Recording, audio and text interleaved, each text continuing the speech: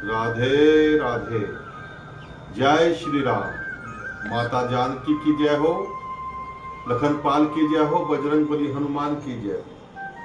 आज मानस में हम श्रवण करेंगे राम जी के वन गमन को।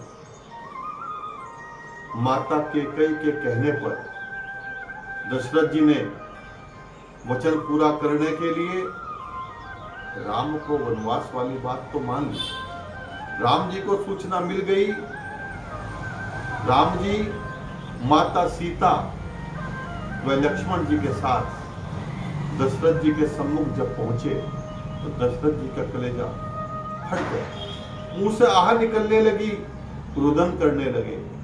तब राम जी ने कहा, पिताजी आप राजा हैं, आप महाराज हैं, आप महाराज होने के कर्तव्य का पालन करिए। मैं आपकी संतान हूं, मैं अपने कर्तव्य का पालन करूंगा, मैं पिता की आज्ञा का पालन करूंगा, पिता की आज्ञा शिरोधार्य करूंगा। आप बिल्कुल भी अश्रु ना हो, आप राजा हैं, आप राजा के कर्तव्य को पूरा करें। आप इस प्रकार से ऐसी बातों पर अश्रु बहाते हुए अच्छे नहीं लगते। दशरथ जी व्याकुल हो गए, राम को समझाना चाहा। राम किसी प्रकार से समझ नहीं रहे थे। दशरथ जी समझ गए, राम पिता की आज्ञा को मान करके वन अवश्य जाएंगे। राम का वनगमन मेरी आज्ञा के कारण निश्चित है, राम नहीं मानेंगे। तब दशरथ जी ने माता सीता को, अपनी पुत्री को, अपनी पुत्र वधू को गले से लगा लिया और गले से लगा करके कहने लगे, सीते तुम वन क्यों जा रही हो। उन्हें समझाया कि वन के अंदर कितने प्रकार की कठिनाइयां हैं, जीवन किस प्रकार से दुर्गम हो जाएगा, जीवन जीना सुलभ नहीं है। तब उन्होंने जो कहा उसका बड़ा अच्छा वर्णन है।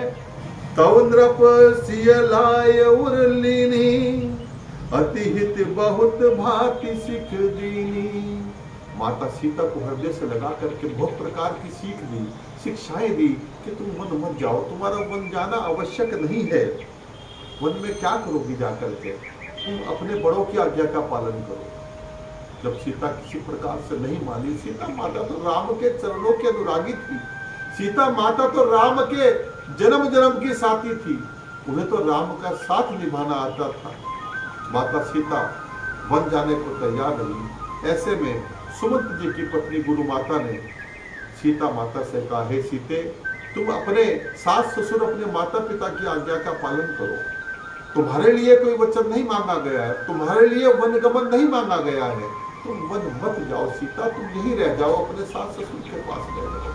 माता सीता मौन रही, उन्होंने कुछ नहीं कहा। उनका अनुराग तो राम के प्रति था। जब उनके राम वन जा रहे थे, सीता कैसे रुक सकती थी, सीता कैसे इस ऐश्वर्य और वैभव का भोग कर सकती थी, कदापि नहीं कर सकती।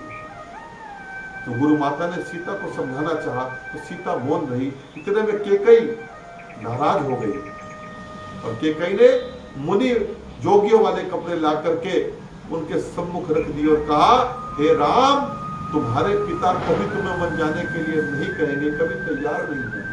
अब तुम देख लो, तुम्हें पिता के वचन की लाज रखनी है, वन जाना है कि नहीं जाना है। आजकल की संतान होती तो आप समझ सकते हैं क्या करती, क्योंकि आजकल तो छोटी छोटी जमीन के टुकड़े, थोड़ी थोड़ी संपत्ति के लिए पुत्र पिता पर हाथ उठा रहे हैं, घर घर कलह हो रहा है। आज संपत्ति सर्वोपरि है। वो तो एक राज्य था, एक राज्य का राजा होना सुनिश्चित था, लेकिन राम तो मर्यादा पुरुषोत्तम है। राम ने तनिक भी देर नहीं लगाई और उन मुनि वेश को धारण करके तीनों लोग सबके सम्मुख आ गए। आकर के पिता से आज्ञा ली, माता से आज्ञा ली और कहा, पिताजी हम वन जा रहे हैं, आप कदापि रुदन न करें, आप विलाप न करें, आप राजा के कर्तव्य का पालन करें। और राम और सीता और लक्ष्मण जी निकल पड़े वन की ओर। आज तो कलयुग है, आज तो बालक जो माँ बाप उसका भरण पोषण करते हैं, अपनी पेट पट्टी बांध करके किसी प्रकार से उसको पढ़ाते लिखाते हैं, वही बालक अपने माता पिता को वृद्धाश्रम में छोड़ आता है। ये वृद्धाश्रम पहले हमारे यहाँ नहीं थे, ये पाश्चात्य की संस्कृति है। हमारे यहाँ तो वृद्धों की सेवा शुश्रूषा घर पर होती थी, किसी आश्रम की आवश्यकता वृद्धों को नहीं पड़ती थी। आज हम अपनी संस्कृति से, अपने संस्कारों से विमुख हो गए हैं। इस कारण से आज वृद्धाश्रम की आवश्यकता होने लगी। धिक्कार है हमारी संतति को और हमारे संस्कार ना देने की गलती ने आज हमें कहाँ ला करके खड़ा कर दिया है। लेकिन राम और सीता लक्ष्मण वहां से चल पड़े, और वहां से जब वो चल पड़े पूरी अयोध्या व्याकुल हो गई, वहां का जन जन व्याकुल हो गया, और राम सीधे वशिष्ठ जी के यहाँ जाकर के खड़े हो गए। वशिष्ठ जी गुरु थे, राम जी ने वशिष्ठ जी को प्रणाम किया, नमन किया, और उन्होंने प्रणाम नमन करने के बाद बड़ा अच्छा वर्णन इसमें है। क्या हुआ कि गुरु सन कहीं बरसासन दीने, आदर विनय बस कीन्हे। गुरु जी को उन्होंने प्रार्थना की और अनुरोध किया, और जो जनता, जो लोग, जो प्रजा राम के पीछे पीछे चल रही थी, उनको समझाया, किसी प्रकार से उन सबको तैयार किया कि आप लोग यहीं रहे। राम जी ने कहा जो राजहित में कार्य करेगा, जो राजा का हितैषी होगा, जो राजा के पास रहेगा, वो ही मेरा प्रिय होगा। राम जी ने गुरु जी से निवेदन किया कि हे गुरुदेव, मैं सारी प्रजा आपको सौंप करके जा रहा हूँ, मैं अयोध्या आपको सौंप करके जा रहा हूँ, आप मेरे माता पिता पूरी प्रजा सबका ध्यान रखे, ये सबका भार आपके ऊपर है।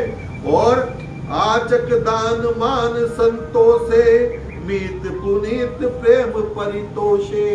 प्रेम से, निवेदन से, अनुनय से, विनय से, पुरस्कार से राम ने सबको समझाया कि मैं वन जा रहा हूँ, आप सब राजा के साथ दें, राजहित में रहे, राजा के हित में रहे। इस प्रकार से राम जी वहां से आज्ञा लेकर के निकल पड़े, चल पड़े। कैसे हमारे राम उस समय वन गमन कर गए होंगे, ये सोचने का विषय है। आज की संतान को सीख लेनी चाहिए। हम मर्यादा पुरुषोत्तम की मर्यादाओं का 1000वां हिस्सा भी यदि पालन कर ले, अपने मन में इस प्रकार के भाव भर ले, तो निश्चित जगत का कल्याण हो जाएगा। बोलिए जय श्री राम। राधे राधे।